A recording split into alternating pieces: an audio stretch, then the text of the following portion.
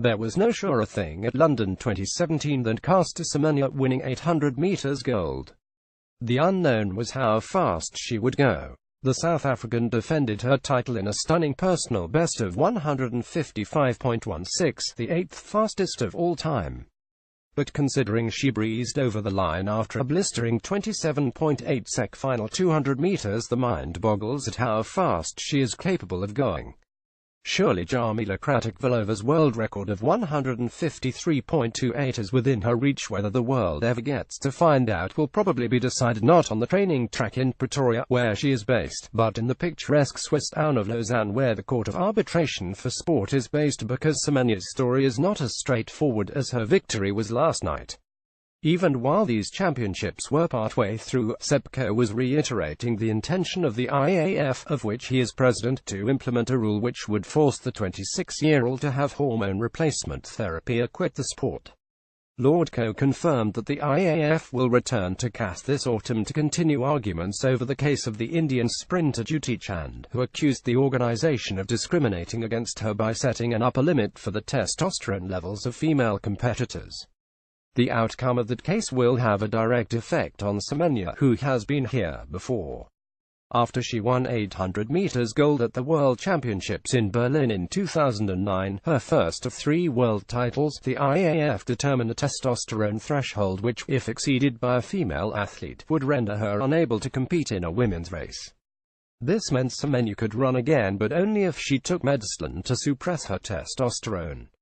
She won silver in 2011 and again at London 2012. But in 2015 the rule was overturned and the South African has dominated since, winning a 20th consecutive 800 meters race to the cheers of the crowd inside the London Stadium.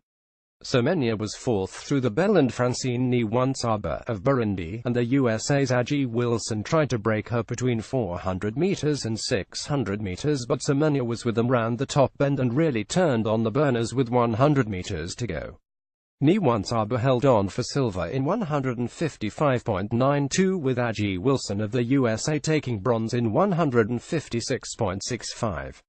Afterwards Semenya paid tribute to the London crowd. "I just love you guys. It feels like home in London. I used to say Berlin was like my home. Obviously it is South Africa, but there are such fantastic people here.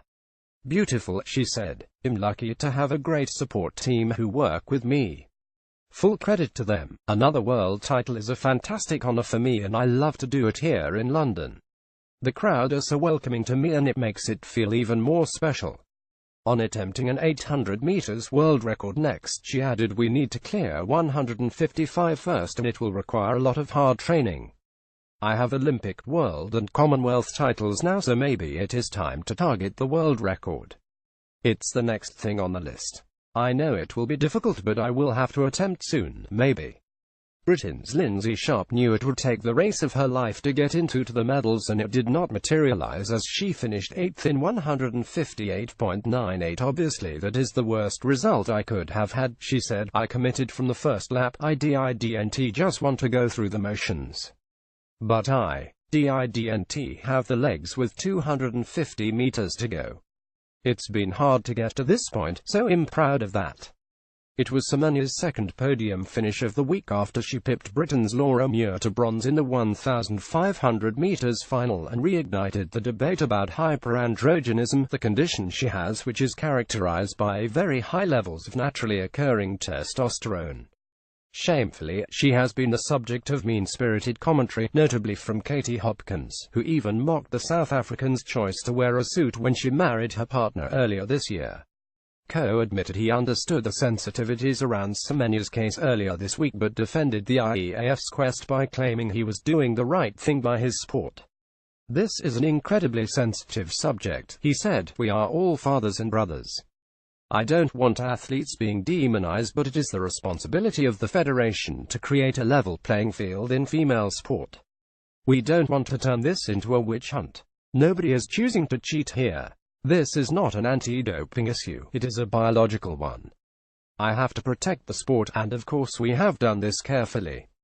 Understandably, feelings are strongest among those who compete in Semenya's event, particularly because Niwansaba and the Kenyan Margaret Wambui, who have been the dominant two-lap trio over the last couple of years, are also thought to have the condition.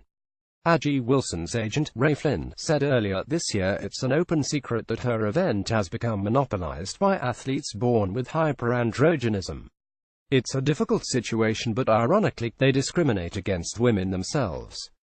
It's not an even playing field. Great Britain finish with 6 medals at World Championships. Video highlights.